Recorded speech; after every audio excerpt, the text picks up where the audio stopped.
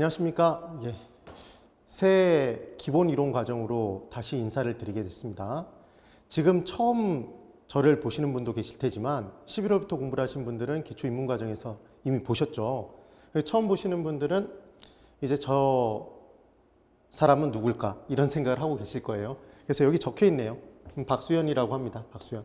그리고 지금 랜드프로 인강드림에서 부동산 학개론을 담당하고 있고, 그리고 제 별칭은 멘토링 개론입니다.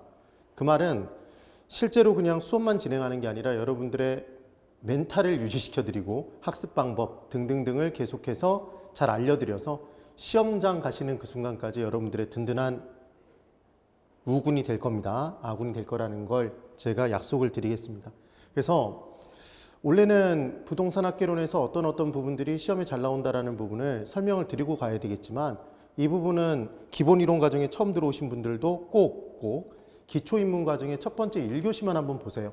그 OT 부분을. 또 기본 이론 과정에서 OT를 진행하게 되면 시간이 너무 부족하기 때문에 꼭 한번 보시기 바랍니다. 그러면 기본서를 지금 다 받으셨을 거예요. 기본서 받으셨나요? 예. 우리 랜드프로의 주된 색깔은 주황색이죠. 네. 그래서 앞으로 주황색을 보시면 랜드프로를 떠올리셔야 됩니다. 그래서 지금 페이지를 한번 보시면 목차를 한번 보실까요? 목차. 목차에 파트 1 부동산학 총론부터 시작해서 쭉 내용이 들어가 있습니다. 그래서 부동산학 강론이 있고 감정평가론 부록이 있는데, 이제 뭘 한번 보시냐면 이렇게 한번 책을 보세요. 이렇게. 그러면 책에 색깔이 넣어져 있어요. 그렇죠? 그래서 앞부분에 첫 번째 위에 있는 게 총론 부분의 내용이고, 그 다음 중간에 있는 게 강론이에요. 강론. 그래서 각각의 이론들을 쫙 모아놓은 거고, 마지막에 있는 게 감정평가론인데, 여기서 감정평가론 부분에 먼저 내용을 한번 설명을 드릴게요. 우리 교재를 보시는 방법을 제가 설명을 드리는 거니까. 그럼 교재에서 파트 2라고 되어 있는 부분을 이렇게 해서 보시면, 감정평가론이 처음 시작하는 페이지가 몇 페이지냐면 456페이지입니다. 456페이지. 그래서 456페이지부터 시작해서 뒷부분에 쭉 어디까지 내용이 연결되어 있냐면, 네, 585페이지까지 되어 있네요. 그러면 약 몇 페이지가 이제 진행이 되는 거냐면 거의 130페이지가 감정평가론입니다.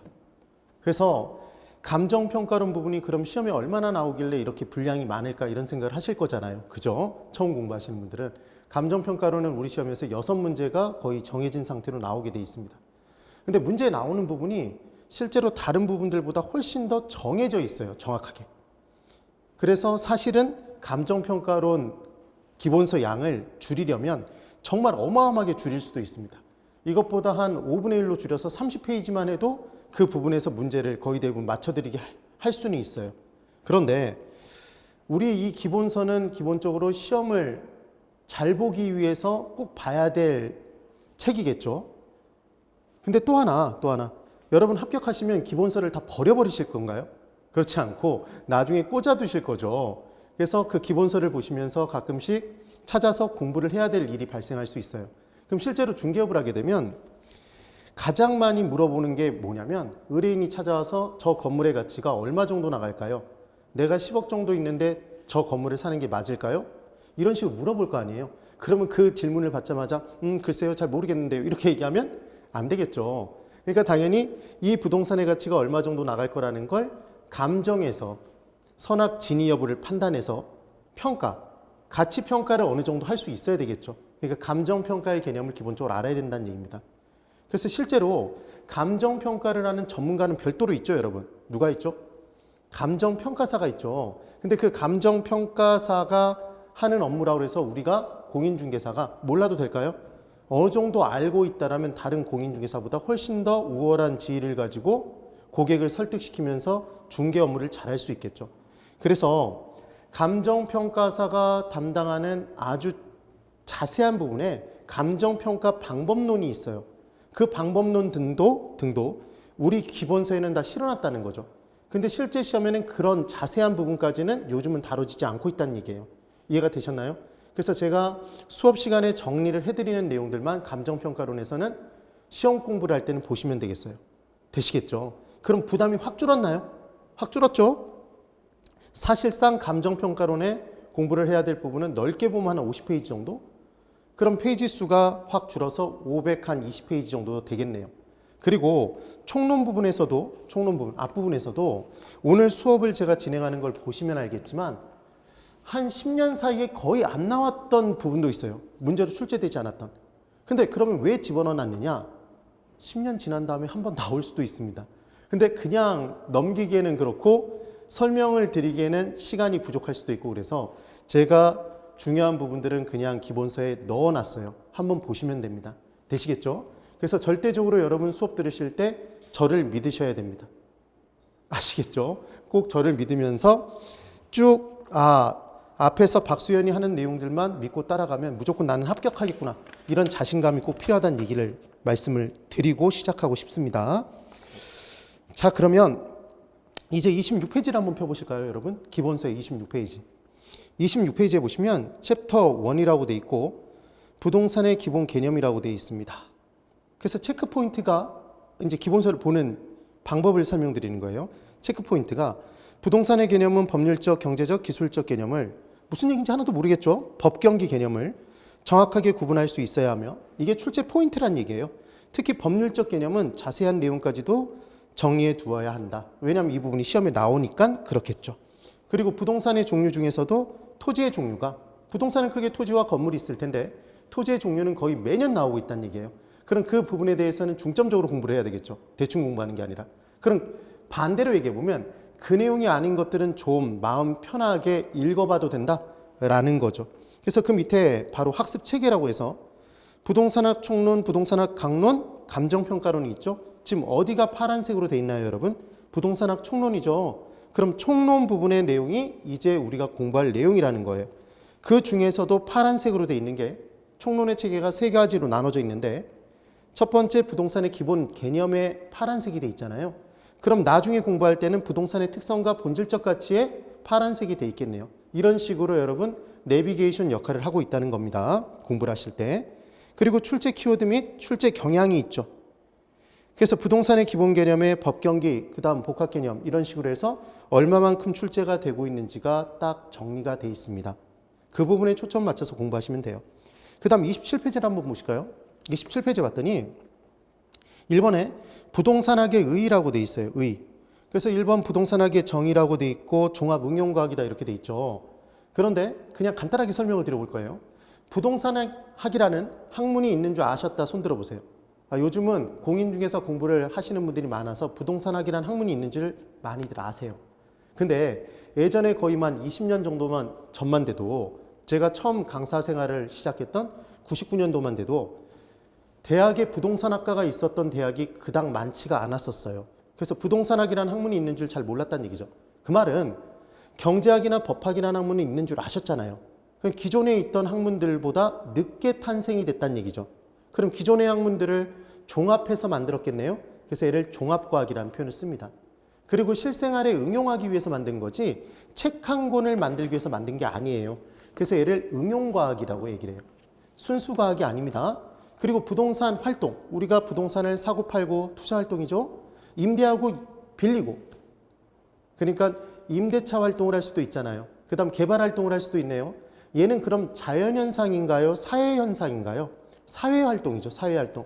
그래서 부동산학은 사회과학이다, 자연과학이다, 사회과학이다 이런 표현을 쓰는 거예요. 그래서 1번에 부동산학의 정의에 부동산학이라는 학문은 왜 만들었냐?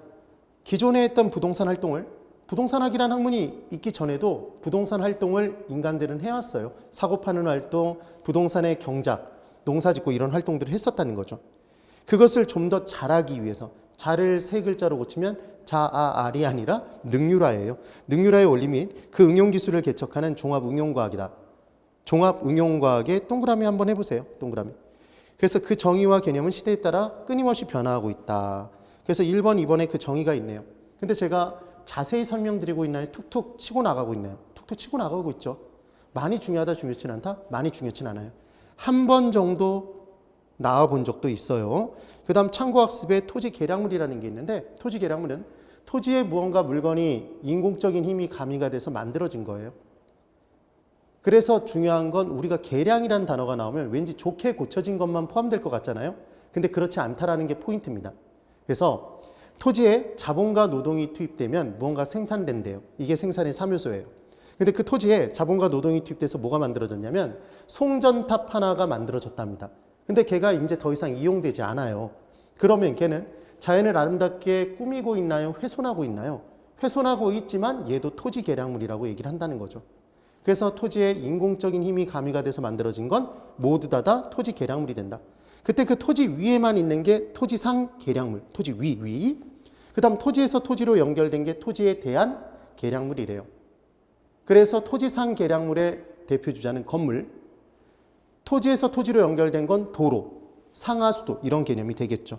그런 내용들입니다. 많이 중요하지 않아요. 그럼 여기서 한 가지 문제를 한번 내볼까요? 하천은 토지 계량물일까요, 여러분? 상하수도는 인간이 만들었죠. 인공적인 힘을 가미해서. 근데 하천은 자연적인 유수, 물의 흐름이잖아요. 인간이 만든 게 아니네요. 하천은 기본적으로. 그러니까 토지 계량물이 아니겠죠. 이런 내용들입니다.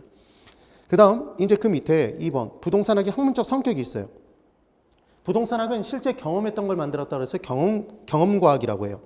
그 다음 사회활동을 연구의 대상으로 삼으니까 사회과학이죠. 순수과학 아닙니다. 자연과학 아니에요. 그 다음 3번에 실생활에 응용하기 위한 응용과학이었어요. 그 다음 기존에 있던 학문들을 다 종합해서 만들었으니까 28페이지 종합과학이라는 표현을 쓰죠. 그리고 부동산학은 어떤 선을 정해놓고 그 선에 맞춰서 활동을 해라 이렇게 정해놓은 규범과학이래요. 별로 중요하지 않습니다. 근데 이제 그 밑에 3번 부동산학의 3대 측면이라고 해서 내용이 나오죠. 이 부분은 중요한 내용이에요. 그래서 한번 개념을 잡으면서 넘어가 볼게요. 자, 이제 볼까요? 부동산학 총론이라고 해서 부동산의 기본 개념이 있고 부동산의 특성과 자, 그럼 보세요. 우리는 부동산학 개론을 공부하잖아요, 여러분. 그럼 공인중개사가 돼서 우리가 중개하는 대표 주자는 부동산이죠. 그럼 부동산과 관련된 학문을 공부해야 되잖아요. 그게 부동산학 개론이에요. 폭넓게 공부한다 그래서 이제 개론이겠죠. 거의 대부분의 내용이 다 포함돼요. 그러면 당연히 부동산학을 공부할 때는 부동산이 뭔지는 알아야 될 거잖아요. 그래서 부동산의 기본적인 개념이 무엇이 있는지 이걸 공부한다는 얘기죠. 그 다음 부동산은 어떠한 특성을 가지고 있고 본질적으로 가진 가치가 무엇인지에 대해서 공부를 한대요. 그런데 중요한 건 여러분, 중요한 건 기본서를 놓고 기본서에 나중에 한참 지난 다음에 공부를 했을 때 똑같이 다 색깔이 변색돼 있으면 안 돼요. 그러니까 우리가 예전에 공부를 해보면 수학책을 보면 정석책에 앞부분만 검게 변해 있죠. 뒷부분은 하얗고 그렇게 공부하신 적 있죠. 그 말은 앞부분은 자주 봤는데 뒷부분은 거의 안 봤다는 얘기잖아요. 근데 부동산학개론도 중요한 건 합격을 하기 위해서는 모든 부분이 다 검게 변해 있어야 되는 게 아니라 중요한 부분들이 조금씩 변색이 돼 있어야 돼요. 그래서 그 중요한 부분의 내용은 누가 설명을 드리는 거죠? 제가 설명을 드리겠죠. 그래서 나중에 제3장의 부동산 활동과 부동산 현상이라는 것은 정말 가볍게 치고 넘어갈 거예요. 제가 설명드린 내용만 기억하시면 돼요. 그럼 첫 번째, 부동산의 개념부터 한번 이제 공부를 해보겠습니다. 칠판을 잘 보시면서 공부를 따라와 보세요. 그래서 제가 PPT로 지금 다 정리를 해서 PT 형식으로, 프레젠테이션 형식으로 제가 수업을 진행해 드리는데 이 부분의 자료를 다운을 받으려고 노력하지 마세요. 제가 설명드리는 내용들만 정확히 이해하시고 기본서 개념 한번 읽어보시고 거기에 맞는 문제를 찾아서 풀어보시면 됩니다. 기본서에 문제들이 다 있어요, 기본적으로는. 자, 그러면 이제 들어가 볼게요. 1번, 부동산의 개념이랍니다. 그런데 첫 번째 암기사항이 나왔네요. 얘는 무조건 외워야 돼요. 복합 개념이 있답니다. 여러분, 비타민 중에 한 가지 비타민이 아니라 여러 개 비타민이 섞여 있는 걸, 한꺼번에 섞여 있는 걸 우리는 무슨 비타민이라고 하죠? 이거 종합 비타민이라고 대답하시면 내용에 진행이 안 돼요. 뭐라고 대답하셔야 되냐면 복합 비타민이라고 얘기를 해주셔야 돼요. 그래서 앞으로 우리는 공부할 때 복합자가 들어가면 하나다, 둘 이상이다. 둘 이상이 합쳐져 있을 때 복합이라고 치겠죠. 그럼 개념은, 복합 개념이 하나일까요? 둘 이상일까요? 둘 이상인데 얘가 세 가지예요. 그래서 복합 개념이니까 비읍이니까 비읍으로 시작합니다. 그래서 법률적 개념, 경제적 개념, 기술적 개념 이렇게 세 가지래요. 뭐는 외워주셔야 되냐면 법경기는 외워주실 거예요. 제가 설명을 드리면, 제가 말씀을 드리면 바로 따라해 보세요. 법경기. 법경기. 예, 그렇게 기억을 해 두셔야 돼요. 그러면 볼까요? 건물이 하나 있습니다. 제가 네모를 그리면 이제 앞으로 건물입니다. 짝대기를 짝 그으면 얘는 토지예요. 네모를 그렸네요. 얘는 건물이죠. 그럼 이 건물을 밖에서 뚫어져라 쳐다보는 거예요. 밖에서 뚫어져라 쳐다보는 거죠. 그럼 이 건물의 소유권자가 보이나요, 여러분? 안 보이죠. 이거 보이면 만자를 붙이시고 점쟁이로 나가셔야 돼요. 안 보이죠. 그래서 얘는 유형이다, 무형이다, 형태가 없다, 무형적 측면이다 이렇게 얘기를 하는 거죠. 지금 이 셋을 또 쪼개보고 있어요. 무언가로. 그 다음 경제적 개념. 밖에서 이 건물을 쳐다봤습니다. 그럼 이 건물의 경제적 가치가 10억, 15억 이렇게 보일까요? 이거 보이면 감정평가사라고 얘기할 수도 없어요. 감정평가사도 감정평가를 하기 위해서는 가격과 관련된 조사를 하고 그 조사된 자료를 분석해서 결론이 나오는데 그냥 딱 보고 20억 이렇게 얘기를 하면 이 사람도 신기가 있는 거죠. 그러니까 밖에서 관찰하면 경제적 가치는 보인다, 보이지 않는다? 이게 보이지 않습니다. 그러니까 얘도 무형적 측면이겠죠. 그런데 이 건물을 밖에서 뚫어져라 쳐다보면 이 건물이 목구조인지 나무로 지어져 있는지 아니면 철골, 철근, 콘크리트 구조인지 보일까요? 보이지 않을까요? 보이겠죠. 그리고 대략적으로 몇 층짜리 건물인지 당연히 보인다? 그럼 보일 거예요. 그리고 안에 들어가 보면 이 건물에 엘리베이터가 있는지 없는지 다 보이죠? 그래서 기술은 밖에서 관찰하면 보인다, 보이지 않는다? 보이네요. 그러니까 얘는 무형이다, 유형이다? 유형적 측면이라고 얘기를 하는 거죠. 되셨나요? 그러니까 지금 처음 복합 개념이라는 걸 공부해 놓고 이 복합 개념에 법경기였죠. 그 세 가지 중에 두 가지는 무형적 측면, 한 가지는 유형적 측면이라는 거예요. 얘를 제가 계속 반복해서 연습을 시켜드릴 거예요. 그래서 이 부분까지는 봤습니다. 그 다음 민법 제99조 1항에 이제 뭐라고 정의가 되어 있냐면 협의의 부동산이라는 게 나와 있어요. 협의의 부동산. 민법에서는 절대로 얘를 협의의 부동산이라는 표현을 안 써요. 민법 제99조 1항에 부동산에 대한 정의가 있다고 해서 부동산학에서 뭐라고 얘기를 하는 거냐면 얘를 좁은 의미의 부동산 이렇게 얘기를 하는 거예요. 여러분, 협로라고 얘기를 하면 걔는 좁은 길이죠. 맞죠? 협의는 좁은 의미입니다. 그럼 광의는 뭘까요? 넓은 의미겠죠. 그래서 첫 번째 협의의 부동산을 뭐라고 보시면 되냐면 토지 및 그 정착물이라고 정의를 한답니다. 그럼 토지가 있고 그 정착물이라는 것은 그는 토지겠죠. 토지 및 토지에 정착된 물건인 거예요. 정착된 물건. 정착물은 바로 또 공부할 거예요. 그럼 그때 이 정착물의 대표자에 뭐가 있냐면 건물이 있을까요? 토지 위에 정착된 물건에 건물이 있겠죠. 그 건물 옆에 나무가 심어져 있겠죠. 수목. 돌로 된 담이 쳐져 있겠죠. 돌담. 그 다음 다리가 놓여져 있겠죠. 교량 등. 걔들이 토지 정착물이랍니다. 그래서 이때 협의의 부동산을 뭐라고 하냐면 좁은 의미의 부동산이라고도 하는 거죠. 그래서 또 뭐라고도 하냐면 민법에 규정이 돼 있으니까 부동산학에서는 얘를 민법상 부동산이라는 표현도 씁니다. 얘들이 다 같은 의미인 거죠. 그래서 이제 토지 소유권의 법률적 개념을 한번 볼 거예요. 토지 소유권의 법률적 개념. 민법 211조에 뭐라고 돼 있냐면 이거 211조를 외우시라는 얘기 아닙니다. 민법 시간에 당연히 공부하실 거예요. 자, 질문 한번 해볼까요? 이번 연도에는 학개론만 공부하고 나는 민법을 공부하지 않겠다. 손 들어보세요. 만약에 손 드셨으면 정말 이건 정말 안 되는 겁니다. 우리는 1차 시험과 2차 시험으로 나눠져 있죠. 1차가 뭐죠, 여러분? 개론과 민법이죠. 그러니까 올해는 개론만 공부하고 내년엔 민법 공부하겠다 이런 건 있을 수가 없는 거예요. 그럼 1차만 준비하시는 분도 개론과 민법을 한꺼번에 공부하고 있겠네요. 그럼 민법 시간에 얘를 자세히 공부를 하시겠죠, 사실은. 개론 시간에 한번 다루는 거예요. 그래서 민법 211조에 토지 소유권의 법률적 개념이 뭐라고 정의가 되어 있냐면 토지 소유자는 법률의 범위 내에서 그 소유물을 사용, 수익, 처분할 권리가 있다 이렇게 돼 있어요. 중요한 건 법률의 범위 내에서죠. 자기 마음대로 이용할 수 있다는 게 아니에요. 그리고 민법 211조에 뭐라고 돼 있냐면 토지 소유권은 정당한 이익이 있는 범위 내에서 토지의 상하에 미친다라고 돼 있네요. 그때 이 토지의 상하에 미친다가 법률의 범위에서죠. 범위. 그래서 얘는 토지의 표면을 기준으로 위에 공중, 그 밑을 지하. 그래서 입체적으로 구분이 돼 있다는 걸 바로 이제 공부하게 됩니다. 여기까지 되시죠? 그리고 정당한 이익이 있는 범위 내에서래요. 그럼 끊임없이 높은 공간까지, 깊은 공간까지 인정되는 건 아니라는 거죠. 일정한 범위가 있다는 거죠. 그런데 얘가 몇 미터까지 토지 소유권이 미쳐진다, 끼쳐진다 이렇게 정해져 있는 게 아니더라는 거예요. 정당한 이익이 있는 범위 내에서 인정된다고 얘기가 돼 있죠.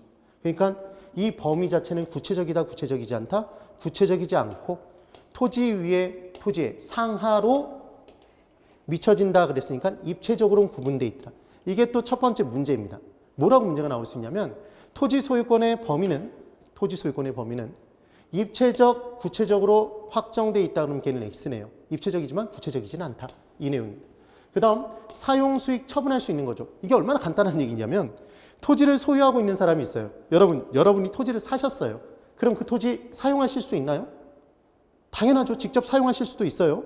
아니면 그 토지를 임대해주고 임대 수익을 누릴 수도 있나요? 맞죠? 그 토지 파실 수도 있죠. 이 내용이 되는 거예요. 그래서 토지 소유자 마음대로 사용 수익 처분할 수 있느냐 이걸 한번 판단하는 거죠. 그럼 만약에 토지 소유권자가 자기 마음대로 토지를 놀리거나 아니면 자기 마음대로 건물, 자기가 짓고 싶은 건물 마음대로 짓거나 마음대로 처분하거나 등등등이 가능하다면 얘를 절대적인 소유권, 절대적 자유권이라는 표현을 씁니다. 그런데 우리나라에서는 당연히 토지 이 좁은 땅덩어리에 자신의 토지라고 자기 마음대로 비효율적으로 이용하는 사람이 있으면 문제가 생길까요? 그렇겠죠. 그래서 이때 자기 마음대로 이용하지 못하게 돼 있어요. 기본은. 그래서 법률의 규제가 이루어질 수 있다는 거죠. 그래야 절대적 소유권이 아니라 상대적인 소유권을 띈다 이런 얘기를 합니다. 그래서 이제 헌법의 내용을 한번 볼게요. 122조에 이거 122조 이런 거 외우라는 거 아니에요. 국가는 국토의 효율적이고 균형 있는 이용 개발, 그러니까 어떤 한 지역만 디립다 개발해버리면 안 된다는 얘기예요. 이용 개발과 보전을 위하여. 그래서 나중에 이제 우리가 공부를 하는데 어떤 토지가 있는데 이 토지를 개발해야 될지 보전해야 될지 애매모호하다는 거예요. 그러니까 어떤 토지는 딱 보면 아 얘는 개발하자, 얘는 보전하는 게 낫겠어. 바로 알 수 있는데 어떤 토지는 애매모호하다는 거예요. 그럼 그때는 적성평가를 해봐야 되겠죠. 토지 적성평가랍니다. 우리가 진로가 불확실할 때 받는 게 뭐죠? 적성평가 하잖아요. 앞으로 내가 이과 적성인지 문과 적성인지 내가 직업을 뭐라고 살아야 되는지 이런 개념도 있잖아요. 그래서 나중에 개발과 보전 어느 쪽으로 가야 될지 결정을 내릴 때 하는 것 이런 식으로 나오면 걔는 토지 적성평가겠죠. 예. 그래서 개발과 보전을 위하여 법률이 정하는 바에 의하여 얘는 다 법률에서 정해져 있어요. 그에 관한 필요한 제한과 의무를 과할 수 있다 이렇게 돼 있는 거죠. 부과할 수 있다. 그러면 중요한 건 토지 소유권자가 자신의 토지라고 해서 자기 마음대로 이용할 수는 없다는 거죠. 지금 효율적이고 균형 있는 이용, 개발과 보전을 위해서 법률이 정하는 바에 의하여 얘는 보통 공법상의 규제겠죠. 공적인 법. 그래서 그에 관한 필요한 제한과 의무를 과할 수 있다 그랬으니까 얘는 공적인 제한이 가능하므로 토지 소유자 마음대로 이용할 수가 없다라는 거예요. 그래서 얘는 토지 소유권은 절대적 소유권이 아니라 상대적인 소유권이라는 얘기를 하는 거죠. 어떤 지역에는 공법상의 제한이 좀 더 많이 가해지고 어떤 지역에는 공법상의 제한이 거의 없고 이런 식으로. 그래서 절대적 소유권이 아니라 상대적 소유권이더라. 이렇게 정리가 된다는 얘기입니다. 되셨죠? 그래서 토지는 자신의 토지라고 자기 마음대로 이용하지 못한다. 이런 개념 자체를 토지는 다 같이 쓰자 토지 공개념이라는 표현을 쓰기도 합니다. 이렇게. 그 다음 이제 토지 소유권의 범위에 대해서 한번 설명을 드려볼게요.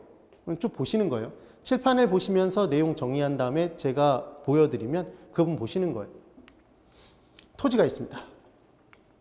그럼 이 토지 쫙 그었죠. 지금 제가 수평으로 쫙 그으면 얘는 뭐라고 그랬죠? 토지였죠. 토지. 그럼 토지의 표면을 뭐라고 하냐면 얘를 지표라고 합니다. 그럼 그 위를 뭐라고 하냐면 공중이라고 하겠죠. 공중. 그럼 그 밑은 뭐라고 할까요? 맞히셔야죠. 지하 또는 지중이라고도 해요. 그래서 지하라고 볼게요.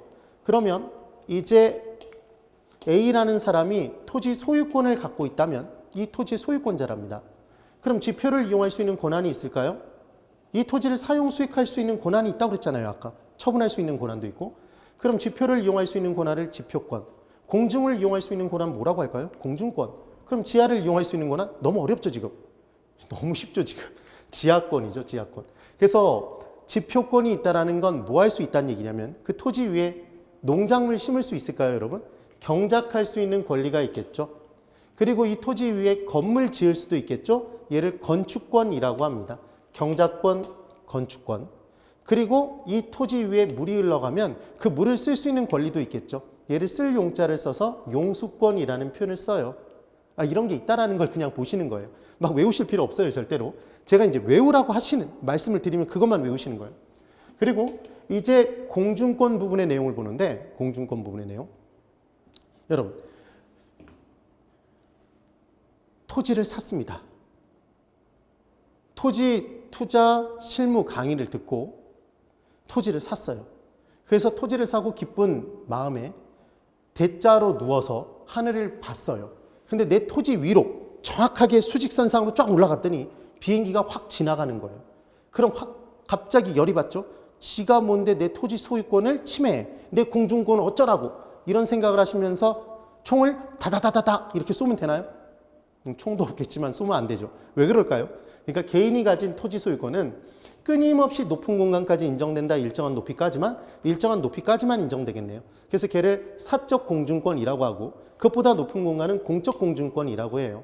그래서 공적 공증권의 대표주자에 인증방 설명드린 비행기, 항공권, 그리고 전파가 막 위로 지나다니고 있죠. 전파권 등이 있는 거죠. 그러면 이제 사적 공증권 부분의 내용에 뭐가 있을 거냐면 우리는 햇볕을 볼 수 있어야 되나요? 그래서 일조권이 있고 한강 조망할 수 있어야 되겠죠. 그래서 조망권. 그리고 용적률이라는 표현이 나오는데 용적률은 뭐냐면 토지가 있을 때 이 위로 건물을 올릴 거 아니에요? 그때 건물을 쌓아서 올리는 것. 걔가 쌓을 적자를 써서 용적률이라는 표현을 쓰는 겁니다. 그래서 각각의 지역별로 공법상에 다 뭐가 정해져 있냐면 용적률이 다 정해져 있어요.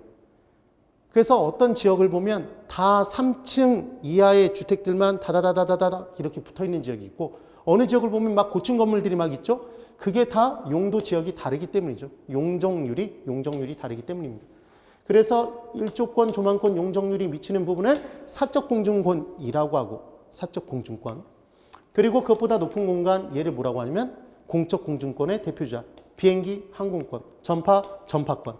얘가 공적 공증권입니다. 되셨죠? 그럼 마찬가지로 내가 토지를 샀으면 내 토지 밑으로 지하 공간으로 파들어가서 저 밑에 지구 중심에 있는 핵까지 갑자기 지구과학이 나오네요. 핵까지 다 내 토지인가요? 토지 소유권이 다 미쳐질까요? 그렇지 않겠죠. 그래서 일정한 깊이까지만 개인의 토지 소유권이 끼쳐지는 거예요. 걔를 사적 지하권이라고 합니다. 그럼 그것보다 더 깊은 공간은 공적 지하권이라고 하겠죠. 되시죠? 구분하는 방법은 뭐냐면 조금만 파도 나오면 걔는 사적 지하권, 토지 소유권에 포함됩니다. 깊이 파에 나오면 걔는 공적 지하권, 토지 소유권에 포함되지 않아요. 그럼 제가 이제 질문을 드려볼게요. 지하수, 우물이죠, 우물. 조금만 파도 나오죠? 사적 지하권에 포함돼요. 그럼 온천수는? 온천수는 온도가 20도 이상의 지하수를 온천수라고 한대요. 그냥 민법상. 그럼 온천수도 지하수의 일종이겠네요. 그러니까 토지 소유권 범위에 포함돼요. 이해가 되시죠? 암석, 돌멩이죠, 돌멩이. 조금만 파도 나오나요? 그러니까 토지 소유권에 포함이 되죠. 그런데 미채굴된 광물이 있대요. 그럼 미채굴된 광물은 조금만 파도 나오나요? 깊이 파에 나오나요? 이거 조금만 파도 나오면 작년에 묻어놓은 연탄 판 거죠. 그래서 깊이 파에 나오기 때문에 공적 공증권이, 공적 지하권, 그래서 토지 소유권에 포함되지 않는다가 한동안 시험에 잘 나왔던 문제죠. 그래서 미채굴된 광물은 깊이 파에 나오기 때문에 토지 소유권에 포함되지 않는다. 볼까요? 지하권을 이제 끊임없이 깊은 공간까지 인정되는 게 아니라는 것만 기억하시면 돼요. 그래서 지하수, 암반, 암석이라고 얘기할 수도 있겠죠. 사적 지하권. 그것보다 더 깊은 공간은 공적 지하권이라고 하고 대표주자, 미채굴 광물은 공적 지하권에 포함이 됩니다. 토지 소유권에 그러니까 포함되지 않는다는 거죠. 개인의 그 내용이에요. 그래서 한계 심도라는 게 있는데 이 한계 심도는 어떤 개념에서 출발이 됐는지 설명을 드려보자면 이런 개념이에요. 여러분, 우리가 토지를 갖고 있는데 요즘 서울 시내 지하철이 뚫리지 않은 곳이 거의 없죠. 대부분 다 역세권이에요. 호선이 너무나 많아졌기 때문에 곳곳에 다 지나다니고 있어요. 그러면 내가 가진 땅, 내 건물 밑으로 지하철이 다니고 있잖아요. 그럼 지하철을 공사하는 공사 주체, 공적인 주체는 보통 정부가 했겠죠. 그 지하철 공사를 하면서 나의 토지 소유권을 침해했을까요? 만약에 토지 소유권의 사적 지하권 부분을 침해했다면 보상금을 줘야 될 거 아니에요. 근데 그것보다 더 깊은 공간으로 파들어가서 토지 소유권을 침해한 부분이 없다면 보상금 줄 필요가 없겠네요. 그러면 보상금 지급 문제가 발생할 거 아니에요. 그래서 지하 공간으로 파들어갔을 때 보상금을 주는 한계가 되는 깊이, 이게 한계 심도입니다. 여러분, 우리가 좀 더 유식한 표현을 판단해 보자면 깊이 있게 공부해야 된다는 걸 좀 더 유식하게 표현해 보면 심도 있게 공부하는 거죠. 맞나요? 그래서 보상금이 나가는 한계가 되는 깊이를 한계 심도라고 하더라. 그럼 한계 심도 범위 내에서 개발이 됐을 때는 보상금을 지불해 줘야 되는 거고, 한계 심도보다 더 깊은 공간으로 토지 이용이 됐을 때는, 개발이 됐을 때는 그때는 보상금을 줄 필요가 없겠네요. 그래서 한계 심도보다 더 깊은 공간은 클 대자를 써서 대심도 구간이라는 표현을 써요. 그래서 가끔 신문지상 그리고 뉴스상에서 뭐가 나오냐면 이런 표현이 나오기도 하죠. 어느 지역부터 서울까지 뚫었을 때 대심도 구간에 엄청나게 빠른 열차를 만들기로 했다. 내지는 그 공간을 뚫어놓고 직통 버스가 다니도록 한다. 뭐 이런 기사가 뜨는 경우가 있어요. 그럼 그만큼 출퇴근 시간이 줄어들고 서울과의 교통의 편리함이 높아질 테니까 그 지역의 가치는 올라가겠네요. 그런 내용들이 나오는 겁니다. 되셨나요? 근데 한 가지 주의하실 건 이 한계 심도 범위가 사적 지하권 범위하고 정확히 일치하는 거 아니에요. 그 다음 이 한계 심도의 범위는 일반적으로 여러분, 건물이 높게 올라간 지역은 지하도 더 깊게 이용할 수 있어야 될까요? 그렇겠죠. 그럼 한계 심도가 더 깊게 인정이 되겠죠. 근데 건물을 조금밖에 못 올리면 그때는 밑으로도 조금밖에 인정을 안 해주겠죠. 그 말은 지역별로 한계 심도의 범위는 달라질 수 있다. 그리고 얘는 지방자치단체의 조례로 정해져 있대요. 그래서 한계 심도가 어느 구역은 몇 미터입니까? 절대로 시험 문제 안 나와요.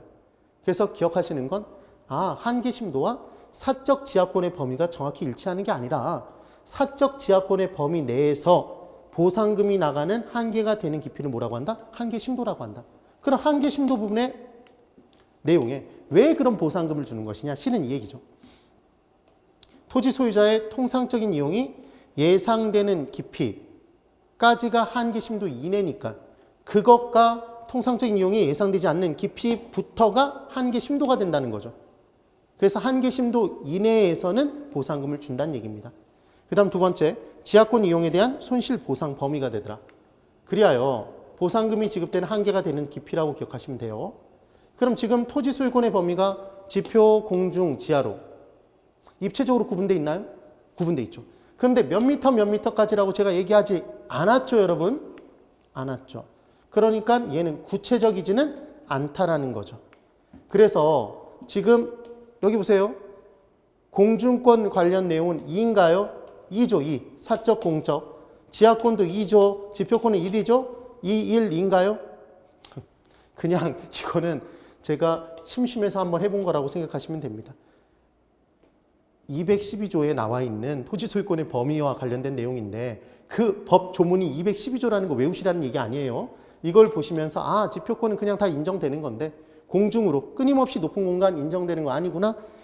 지하로 끊임없이 깊은 공간까지 인정되는 거 아니구나. 그 얘기만 기억하시라는 얘기입니다. 그 다음 이제 디귿. 협의회 부동산 중 정착물의 개념에 대해서 이제 볼 거예요. 그러면 여러분 우리가 어디에 정착한다고 얘기하면 그 지역에 잠시 잠깐 머물러서 살 때 정착했다는 표현 쓰나요? 안 쓰죠. 그럼 정착했다는 얘기는 그 지역에 일시적으로 머무는 거다, 계속해서 머무는 거다? 계속해서 영구적, 항구적으로 머무는 거죠. 그게 중요한 포인트예요. 그럼 토지 정착물은 원래는 동산, 움직이는 재산을 동산이에요. 그럼 부동산은 얘가 부동자세죠, 여러분. 움직이지 못하는 재산이겠죠. 그럼 동산인데, 원래는 동산인데 토지 위에 정착이 됐어요. 그래서 일시적이다, 영구적이다, 영구적, 항구적으로 설치가 된 거죠. 그래서 토지의 일부가 된 것, 얘를 정착물이라고 하는 거예요. 그럼 이제 정착물의 개념에 대해서 설명을 드려볼게요. 자, A. 원래는 동산이었으나 토지나 건물에 설치 정착되어, 정착됐다는 얘기죠. 정착되어 쉽게 이동할 수 없는 상태로. 그러니까 툭 쳐서 제거가 가능하면 얘는 정착물이라는 표현을 안 써요. 그래서 쉽게 이동할 수 있는 상태로 사회적, 경제적으로 계속적인 이용이 인정된 물건, 얘가 정착물이랍니다. 얘를 일일이 다 외우려고 절대로 하시면 안 돼요. 이렇게 기억하시면 돼요. 여기서 키워드는 원래는 동산이었으나 토지, 건물, 부동산에 정착돼서 설치돼서 쉽게 이동할 수 없고 떼어낼 수 없고, 얘 만약에 쉽게 이동시킬 수 있으면, 훼손 없이 분리시킬 수 있으면 정착물 아니고 그냥 동산으로 봐요. 그리고 그렇게 이용하는 게 사회적, 경제적으로 계속적인 이용이 인정되는 것. 지금 그 얘기란 얘기죠. 그 다음 B. 주택, 상가, 울타리 등 토지의 부가가치를 더한 계량물, 얘를 정착물이라고 한답니다. 그럼 토지 위에 주택 있잖아요. 토지 위에 상가 건물 있죠. 토지 위에 울타리 쳐져 있죠. 이런 내용이 정착물이라는 거예요. 그 다음 C. 이제 민법상의 물건 구분을 한번 해볼게요. 그럼 민법상에서 나오는 물건들이 있는데 그 물건의 구분이에요. 종속 정착물이라는 게 있답니다. 여러분, 우리가 어디에 종속돼 있다 그러면 걔랑 한 몸이죠. 따로 다닐 수 없는 거죠. 그래서 주된 애가 넘어가면 종된 애도 당연히 같이 따라가겠죠. 주인이 넘어가면 종도 같이 넘어가는 거예요. 그래서 종속 정착물은 토지에 종속된 정착물이면 토지의 일부로 간주한다는 겁니다. 그럼 토지 소유권 넘어가면 토지의 일부도 당연히 넘어가겠네요. 그 표현이에요. 그리고 독립정착물이라는 게 있대요. 그럼 얘는 정착물인가요? 정착물이 아닌가요, 여러분? 정착물이죠. 근데 어디로부터 독립돼 있다? 토지로부터 독립된 정착물이죠. 그래서 토지와 분리하여 독립된 부동산으로 간주되는 것. 우리 간주한다는 표현은 원래는 그게 아닌데 그것을 본다라는 표현이에요. 그래서 무엇으로 본다, 의지한다, 간주한다, 준한다 다 똑같은 표현이라는 걸 나중에 공부하시게 될 거예요. 여기까지는 됐죠? 그래서 얘들은 지금 이 둘은 어찌됐건 정착물이잖아요, 여러분. 정착물. 그럼 얘를 제외한 나머지 물건들을 다 뭐라고 하냐면 동산이라고 합니다. 동산. 그 내용. 그래서 이제 볼게요. 토지 매매 계약을 갑과 을이 한다고 볼게요. 우리 유식한 표현 또 하나를 공부해 볼 거예요. 매도, 파는 사람을 이제 매도인이라고 합니다. 그럼 사는 사람은 뭐라고 할까요? 매수인이라고 하겠죠? 매수인이라고 해요. 그래서 뭘 이제 사고 파냐면 토지 매매 계약을 맺는다고 했습니다. 토지를 사고 팔겠죠? 그러면 토지를 사고 판다는 얘기는 사실상 토지 소유권을 넘기는 거잖아요. 을에게. 맞나요? 그래서 지금 갑이 을에게 토지 매매 계약을 맺어서 토지 소유권을 넘긴 순간 당연히 토지는 을에게 넘어가나요? 당연히 넘어가겠죠. 지금 잘 넘어가고 있죠. 그러면 이제 토지는 당연히 넘어가는데 이 토지 위에 갑이 을에게 넘긴 이 토지 위에 물건들이 있었을 거예요. 물건들이 있었다는 얘기죠. 원래는 동산이었는데 이 토지 위에 물건들이 놓여져 있어요. 이제. 그럼 얘가 보나마나 토지의 일부로 인정받는 거라면 토지 넘긴 순간 토지의 일부도 같이 넘어가서 을 소유가 되겠네요. 그런데 토지의 일부로 인정되지 않는 거라면 갑이 을에게 넘긴 건 토지지 다른 게 아니니까 그것은 별도의 이전 절차 없으면 넘어가지 않겠네요. 그래서 우리는 이 토지 위의 물건들이 토지의 일부로 판단돼서 넘어가는지 넘어가지 않는지를 구분해 줄 필요가 있잖아요. 그래서 이제 구분을 해보는 겁니다. 그럼 첫 번째로 정착물이 있는 거죠. 정착물. 정착물은 어디에 정착된 물건이었죠? 토지 위에. 그리고 정착물이 아닌 것들을 뭐라고 하더라? 동산이라고 했죠.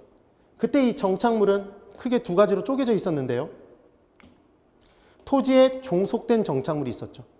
그럼 토지에 종속된 정착물이라는 건 말 그대로 토지에 종속된 정착물이니까. 토지의 일부인가요? 토지의 일부입니다.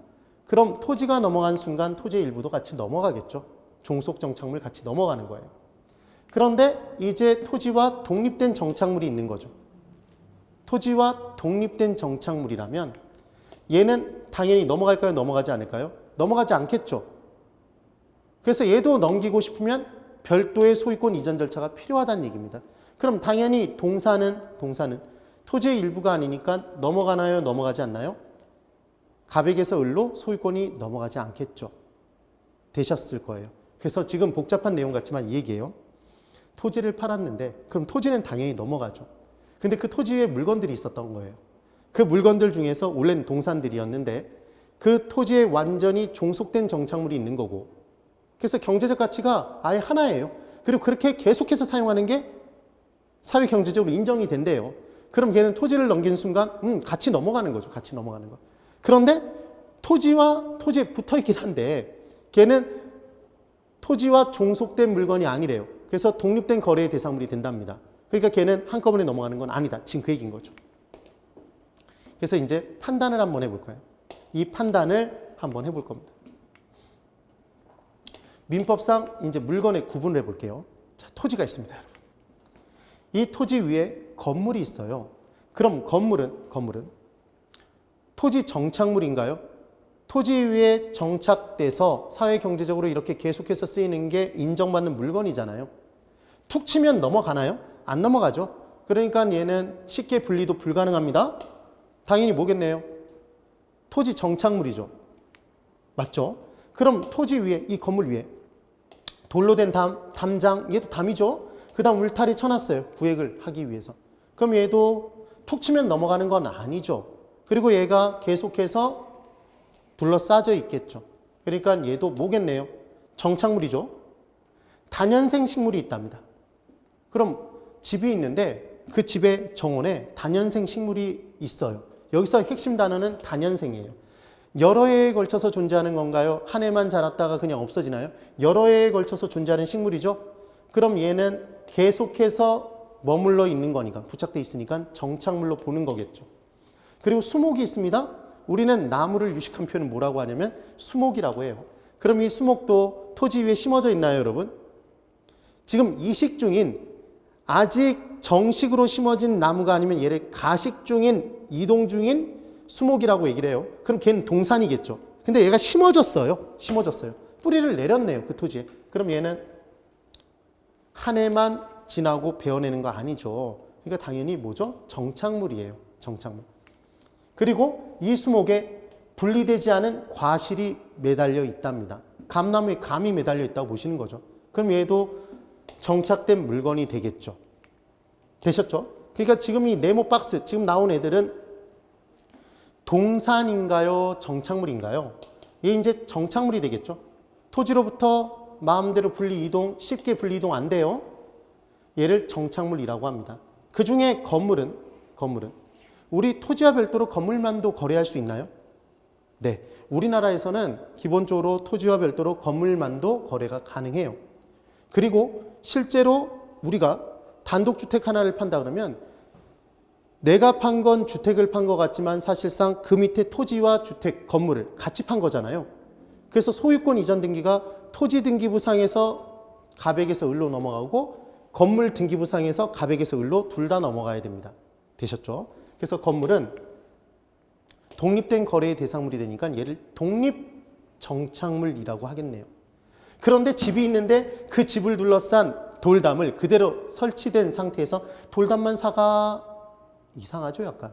담장만 사가, 울타리만 사가, 다년생 식물만 사가, 심어져 있는 상태로 수목만 사가, 감나무 감 매달려 있는 상태로 감만 사가. 이거 말도 안 되죠. 그러니까 얘들은 독립된 거래의 대상물이 될 수가 없겠죠. 뭐라고 표현할까요? 종속 정착물이라고 표현하는 거죠. 이해를 하셔야 됩니다. 그런데 이제 옥수수, 토마토 등이 있어요. 얘는 이미 경작해서 수확해버린 물건이랍니다, 여러분. 지금 농작물로 자라고 있는 상태가 아니에요. 경작해서 수확해서 걷어들여버렸대요. 그럼 이렇게 손에 쥐고 있는 거죠. 그럼 얘 들고 어디로 딴 데로 갈 수 있나요? 갈 수 있죠. 얘는 뭘까요? 정착물일까요? 아니면 동산일까요? 동산이겠죠. 분리이동이 가능하니까 얘를 동산이라고 표현합니다. 되셨죠? 그럼 제방은 방파제, 방조제 등 우리 바닷가에 보면 파도가 넘실넘실해서 육지를 치니까 걔를 막기 위해서 방파제 두죠. 조수간만의 차이에 따라서 또 넘나들기 때문에 방조제를 두죠. 이렇게 모든 무언가를 막는 것들, 걔들을 모두 제자를 써서 제방이라고 합니다. 제방.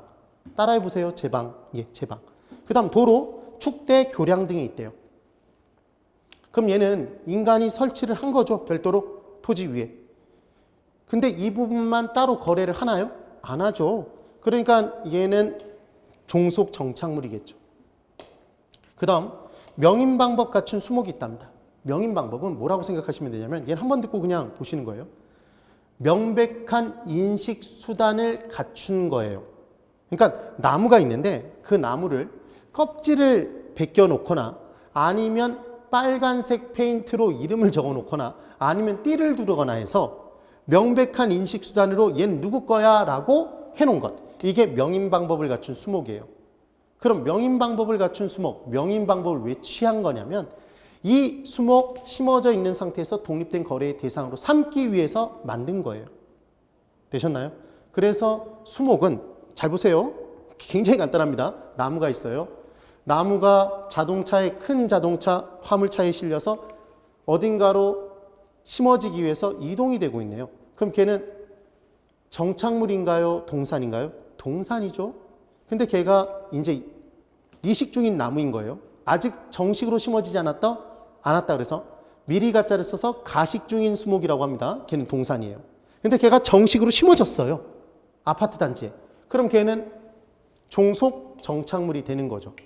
그런데 그 수목에 누군가가 만약에 띠를 둘러놨어요. 명백한 인식 수단을 갖춰놨다면 얘는 독립해서 이 수목만도 거래가 가능하니까 독립 정착물이라는 표현을 쓰는 겁니다. 이해가 되시죠? 그 다음 신문 가판대가 있어요. 얘 툭 치면 넘어가나요? 가식 중에 수목이 있어요. 아까 봤죠? 공중전화버스 툭 치면 살살 치면 안 넘어가겠죠. 근데 힘껏 밀치면 얘는 넘어가요. 비닐하우스, 판잣집 등이 있습니다. 그럼 이 경우에는 분리이동이 가능하잖아요. 그래서 동산으로 보는 거죠. 그리하여 제방도로, 축대, 교량 등은 정착물이구나.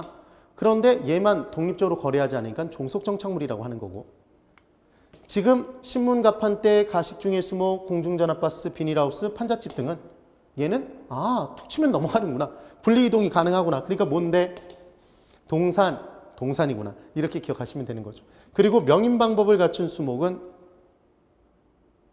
수목 정착물이었는데, 종속 정착물이었는데 띠 둘러서 명백하게 소유권자가 누군지 인식할 수 있는 방법을 갖췄다면 얘는 그 수목만을 독립된 거래가 가능하기 때문에 독립정착물이라고 하더라.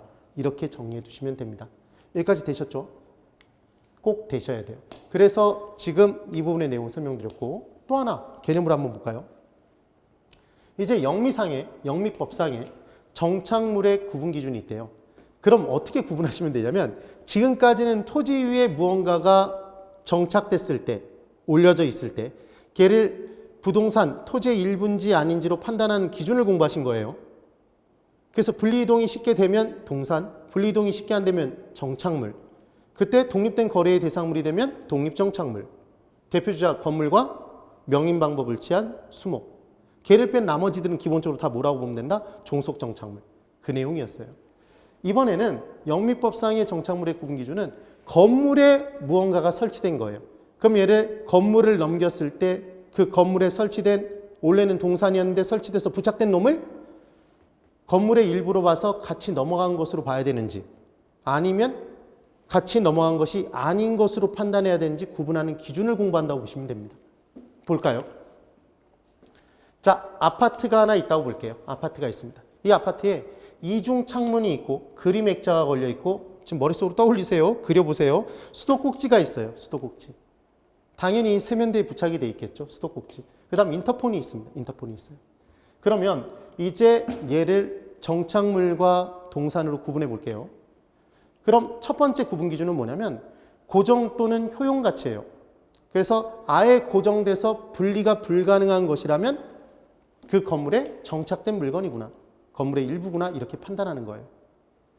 그런데 이때 얘를 판단했을 때 쉽게 제거는 가능한데 전체 주된 구조물에 훼손을 가하지 않으면서 쉽게 분리는 가능한데 걔를 떼어냈더니 그 건물의 효용가치, 기능이 저하된다면 그때는 건물의 일부를 구성하고 있었다고 해서 얘는 정착물로 판단하는 거예요.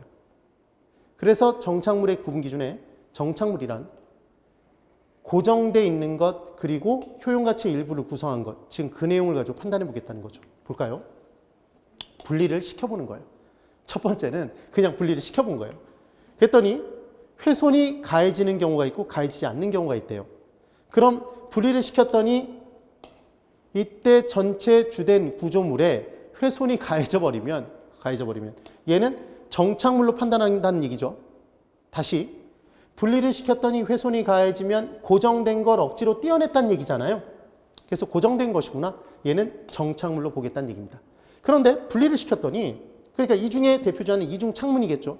얘를 떼어내면 당연히 훼손이 가해진 거죠. 전체에. 그래서 정착물로 봅니다. 이번엔 분리를 시켜봤더니 훼손이 가해지지 않았대요. 훼손이 가해지지 않았답니다. 그럼 훼손 없이 분리가 가능하다는 얘기는 고정된 것이 아니었다는 얘기잖아요. 그럼 기본적으로 동산일 텐데 이때 효용가치가 만약에 떨어져 버렸어요. 그러니까 지금 분리를 시켰을 때 이 주된 건물에 훼손이 가해지진 않았지만 얘를 떼어내고 보니까 전체 건물의 효용가치 쓸모가 기능이 저하됐대요. 그럼 얘는 기능의 일부를 구성하고 있었던 거네요. 그 대표자에 뭐가 있는 거냐면 얘는 정착물인데 그래서 정착물로 보는데 수도꼭지 세면대에서 세면대 부시지 않고서 제거 가능하죠? 그러니까 왠지 동상 같은데 얘를 떼어내면 세면대의 가치 떨어지잖아요. 욕실의 가치가 당연히.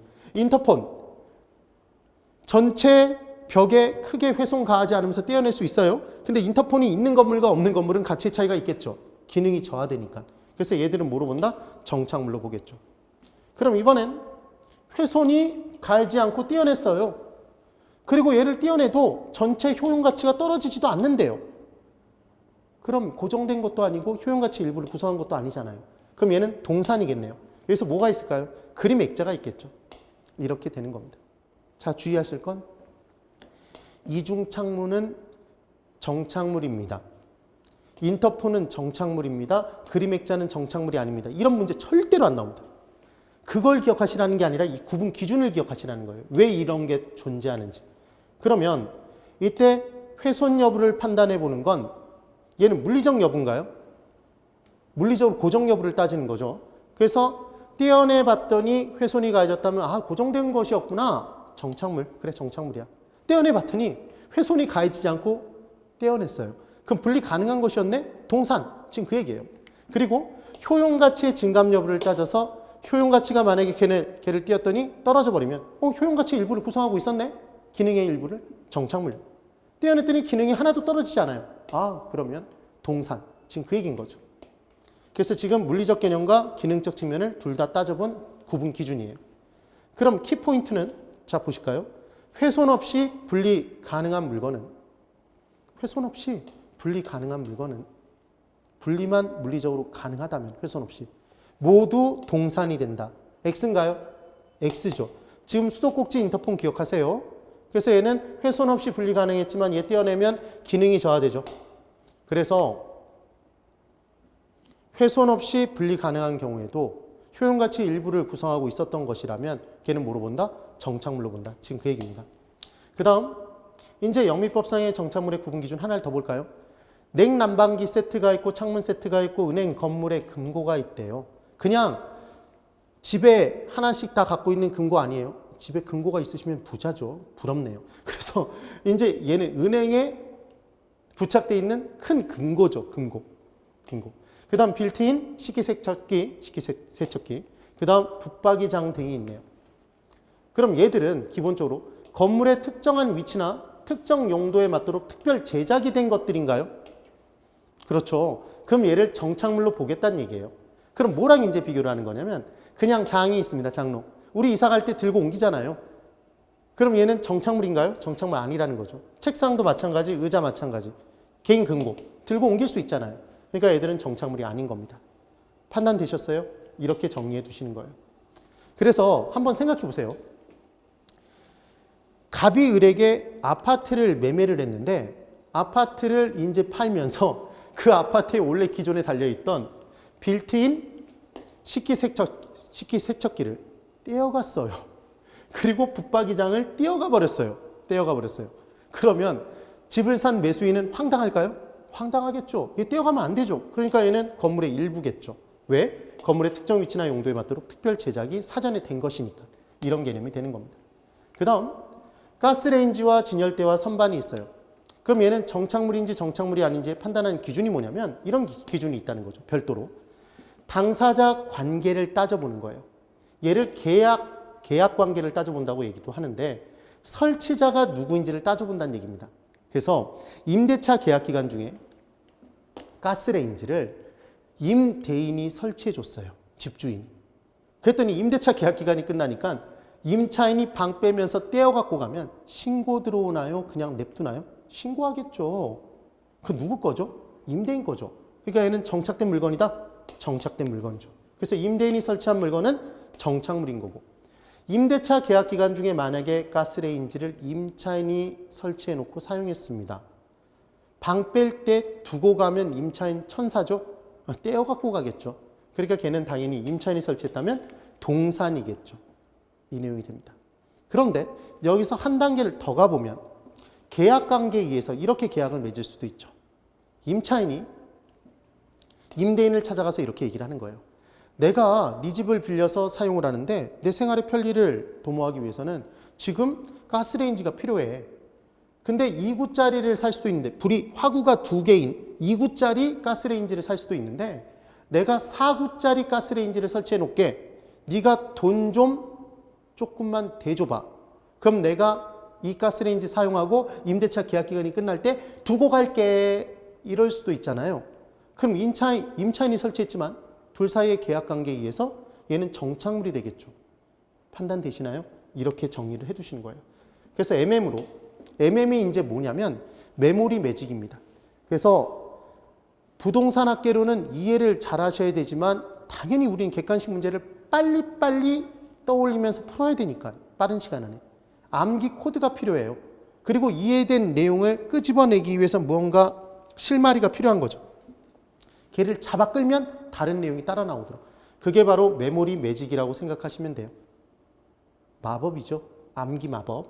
그래서 임차인이 설치한 물건은 방 뺄 때 떼어갖고 갈 거니까 정착된 물건이 아니라 동산이 될 거 아니에요. 그래서 임대차 계약 기간이 종료되면 임차인이 들고 간다. 이렇게 기억해 보시면 된다는 얘기죠.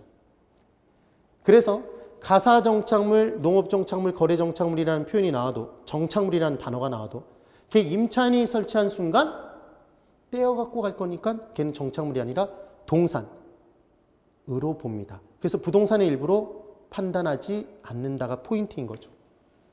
되셨을까요? 그래서 이제 그 부분까지 설명을 드렸고 이번에 준 부동산부터는 10분간 쉬었다가 설명을 드려볼 거예요. 지금 1시간이 금방 갔네요. 정말 시간이 금방 갑니다. 그래서 여러분 최대한 집중하셔서 따라오셔야 되고 제가 기본 이론반을 진행하면서 처음 듣는다는 가정하에 지금 설명을 드리고 있어요. 그래서 기초 입문 과정을 자세히 들으신 분들은 기본 이론 과정을 또 계속 자세히 들으실 필요는 없어요. 제가 중요한 포인트들은 잡아드린 내용이 있기 때문에. 그래서 기초 입문 과정에서 다루지 않은 내용들은 제가 별도로 말씀을 드려 놓을게요.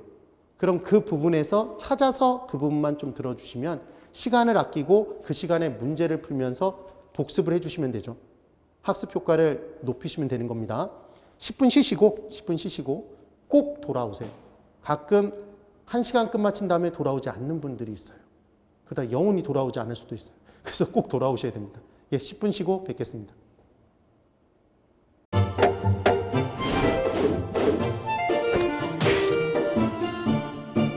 안녕하세요. 공인중개사 민법을 강의하고 있는 양민입니다.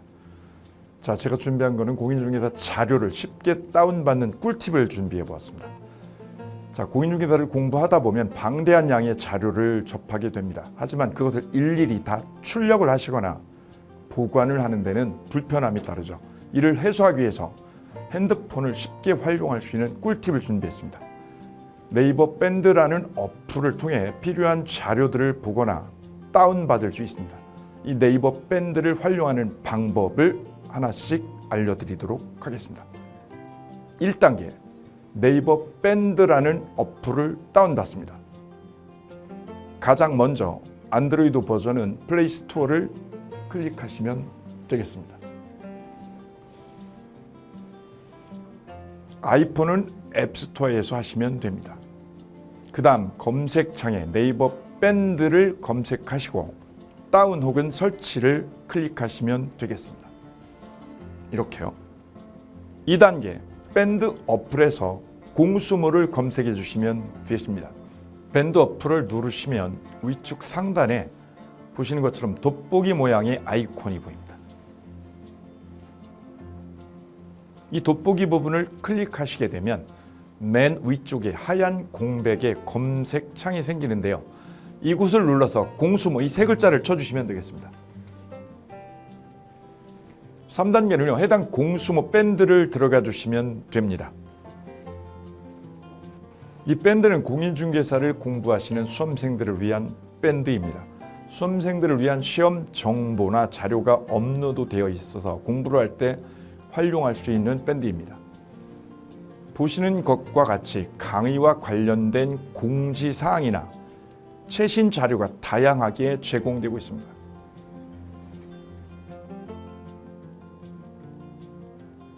4단계, 또 다른 꿀팁 모바일 일일학습법에 대해서 소개드릴까 합니다. 이제 핸드폰으로 짬 시간을 활용하셔서 공부하는 학습법을 알려드리도록 하겠습니다.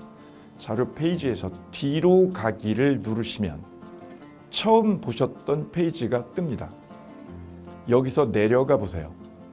모바일 일일학습이란 코너가 보입니다.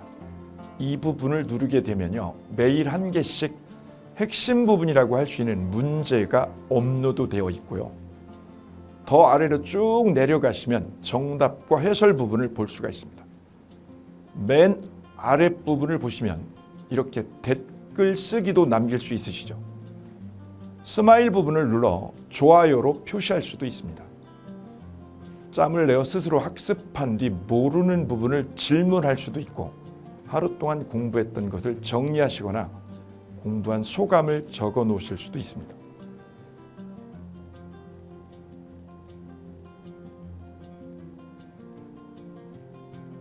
지금까지의 과정과 같이 공수모 밴드에 가입하신다면 다채롭게 업데이트되는 양질의 최근 자료들을 접하시고 활용할 수 있습니다. 꼭 가입하셔서 좋은 자료 많이 활용하시기 바랍니다.